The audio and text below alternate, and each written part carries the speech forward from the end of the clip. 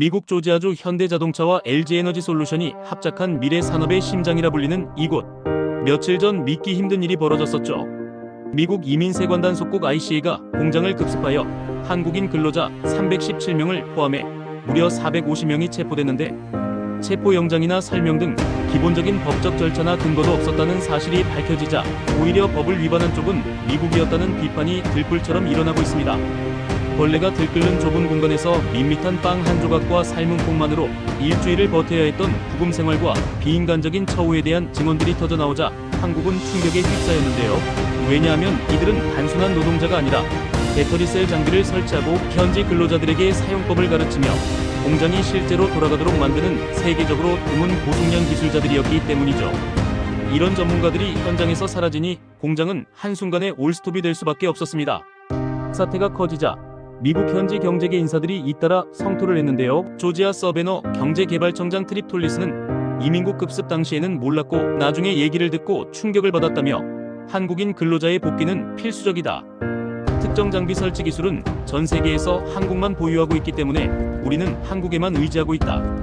그의 목소리에는 절박함이 묻어 있었습니다. 또한 한국인 근로자들을 다시 미국으로 불러오는 방안이 내부적으로 긴급 논의되고 있다고도 밝혔는데요.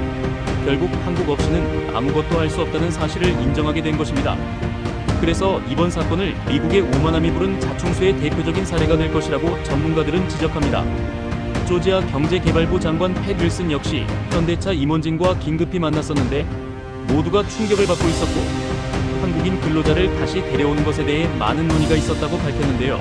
이렇듯 미국 내 경제계 여러 인사들은 이번 사건으로 미국의 한계를 뼈저리게 느끼면서 동시에 미국 내 투자를 진행 중이거나 계획 중인 글로벌 기업들에게 매우 나쁜 인식을 줄 것이라는 위기감도 느끼고 있는 상황입니다.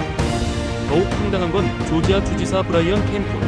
사건 직후 그는 ICA 단속을 아주 잘한 일이라고 당당하게 외쳤지만 불과 며칠 뒤에는 입장을 180도 바꿔서 이번 사태는 현대차만의 문제가 아니라 미국 기업 전반의 문제다.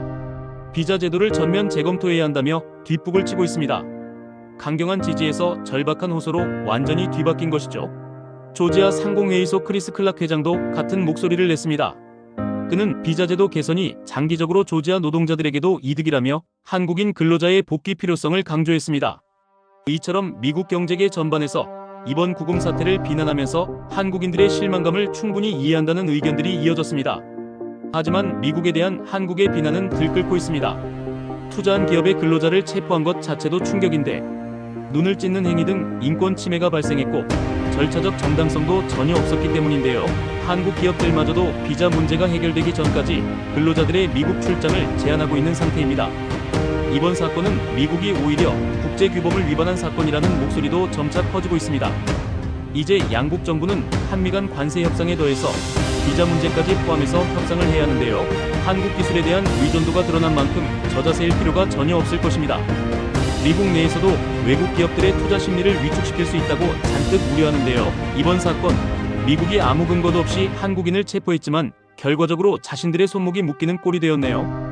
미국인을 가르치고 훈련시켜달라는 트럼프의 간곡한 요청에서 보듯이 한국 없이는 아무것도 할 수 없다는 사실을 인정하면서 이제는 한국인 근로자들에게 다시 돌아와 달라고 요청하는 꼴이 참 우습네요. 하지만 이번 체포나 구금 과정에서의 부당한 대우와 인권 침해에 대한 충분한 배상, 그리고 미국의 공식적인 사과와 재발 방지 약속들이 선결되었을 때 비로소 우리 근로자들이 안심하고 미국 땅을 밟을 수 있지 않을까요?